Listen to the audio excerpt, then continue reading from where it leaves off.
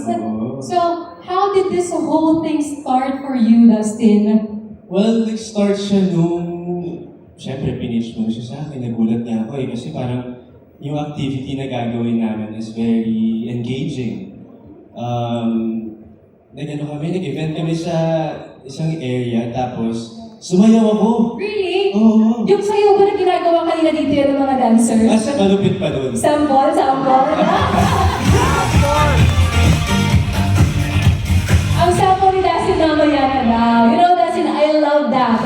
And I think what makes it so genuine is talagang nag-start ka from using eye mo. And then eventually, you are, pwede ko ba itong sabihin? You are the face of eye mo. Full red eyes, right? An honor, of course. Grabe, napakasaya ko kasi dati ginagamit ko lang siya. Ngayon, matutulungan ko ng Spread. Yung mga talagang awareness. Oo. correct. Paano alagaan yung mata ko. Yeah. Kasi parang sa akin normal lang no? Pero ngayon, talagang red eye is not something na kailangan natin i-endure. Yes. Right? That's true, that's true. So Dustin, paano naman nag-react ang mga, syempre dahil mong fans, di ba? Paano sila nag-react? May fans pa rin si Dustin. Ay, of course, paano sila nag-react? Of course, ever since alam naman nila na talagang sensitive yung mata ko.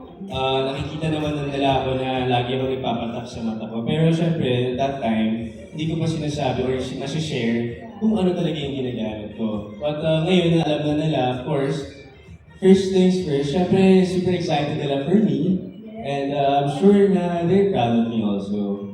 Oh, grabe naman. So, maraming salamat, Dustin. And you know, the thing about Gen Zs, they know what's real and not, right? Yes, mga Gen Z sila Lahat sila mga Gen Z talaga Lalo na sobrang the information that we have now on internet, di ba? Sobrang tutok natin dyan. And clearly, they felt that it was real coming from you. Yes. Napaka-genuine mong tao, Dustin. Yun naman talaga ang importante, tama? Tama.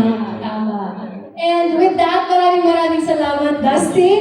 Let's give him a big round of applause, everyone.